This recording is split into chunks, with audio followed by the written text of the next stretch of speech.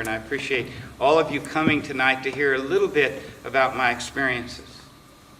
And as you all know, Robert H. Jackson is in any respect, by any definition, the father of modern international criminal law.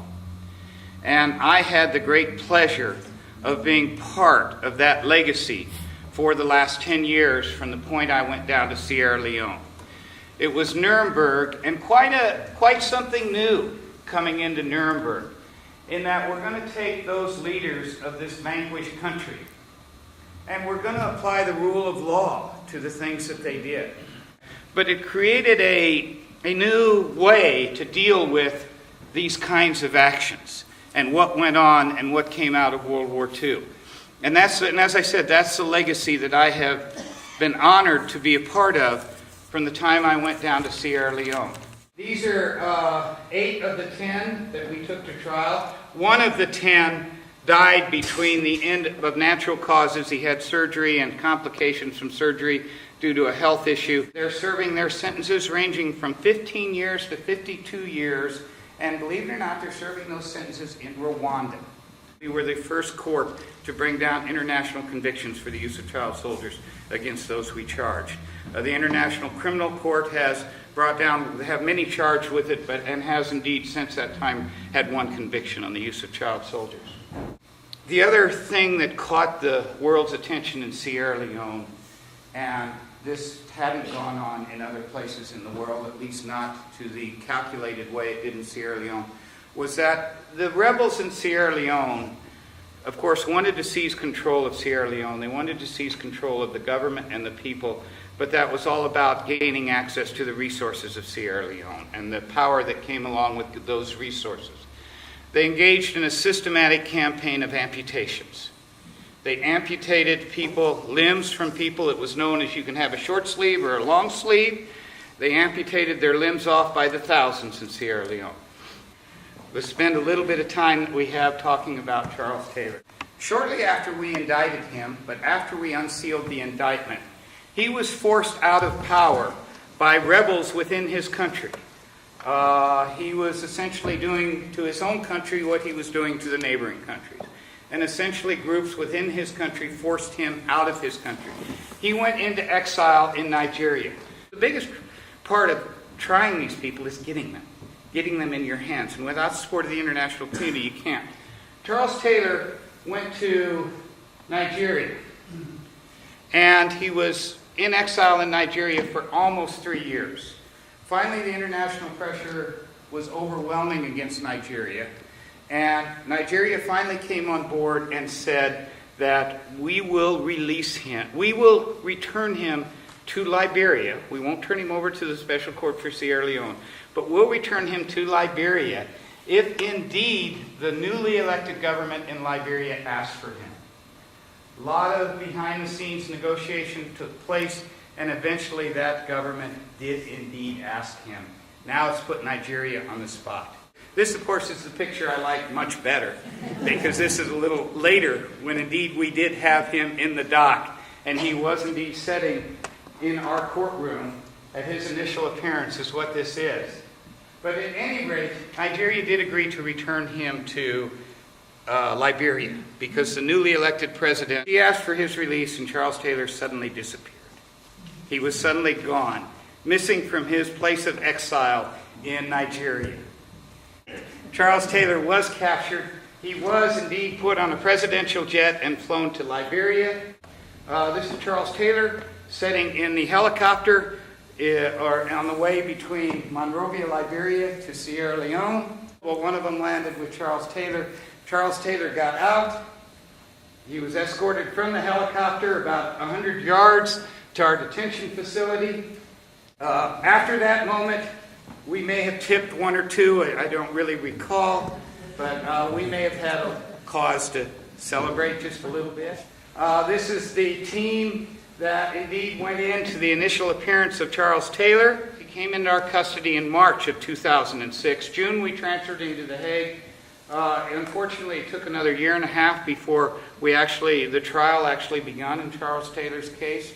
Charles Taylor trial lasted for 13 months. We presented the evidence of 100 witnesses. 94 of those witnesses we brought to court. We never alleged that Charles Taylor set foot in Sierra Leone. He pulled the strings from next door in Liberia. How did he do that? We ultimately convicted him of aiding and abetting, supplying, and planning what went on in Sierra Leone is what we ultimately convicted him of. But he did all of that from Liberia. So how do we prove that those crimes took, when we have witnesses, victims, that never saw Charles Taylor? They knew he was responsible. Well, in many instances, we had insiders come in and testify. Many of them came to, we of course gained many more witnesses when Charles Taylor was arrested and in our custody, because then, quite frankly, they weren't afraid of him anymore, and they were more willing to come forward and testify. The defense case lasted for 16 months. We did 100 witnesses in 13 months. They did 21 witnesses in 16 months. Charles Taylor testified for 7 months. If you look over Charles Taylor's right shoulder, or on our left of Charles Taylor, you'll see someone sitting there in a white blouse. That's my wife, Pam, right over there. Naomi Campbell, that's right. But the reason we brought them to testify was, I told you earlier how Charles Taylor was supplying weapons to the rebel forces. And remember how I told you that diamonds were being used to fund those weapons purchases.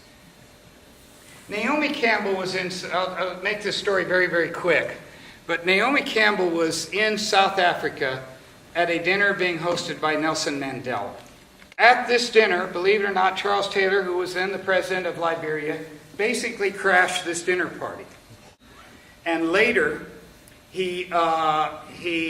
two men showed up at the guest house that Naomi Campbell and Mia Farrow were staying in and gave Mia Farrow what she described as this small package of dirty-looking pebbles.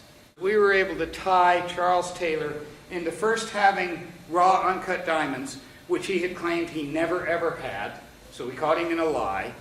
But that visit to South Africa, putting diamonds in his possession, coincided with a weapons shipment. I hate to see it takes Naomi Campbell to get the news there and to cover the trial. The bottom line is they did come and cover the trial.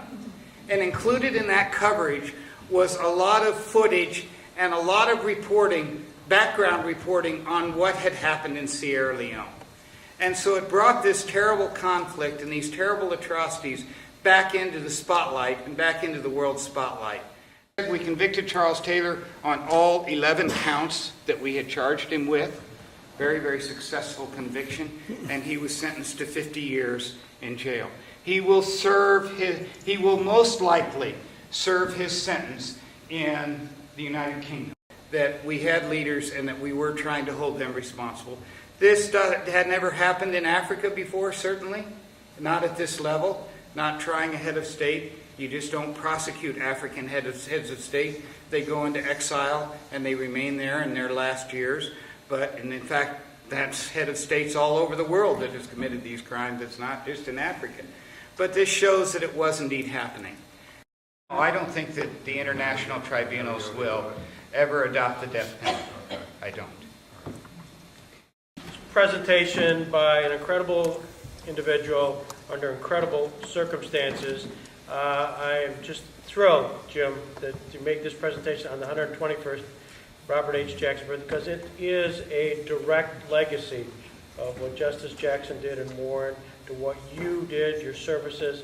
And you must know that these are real humanitarians. The lawyers who commit their lives to conducting and prosecuting international humanitarian law are cut above most other lawyers. Other lawyers, excuse me, but sorry guys, I don't care.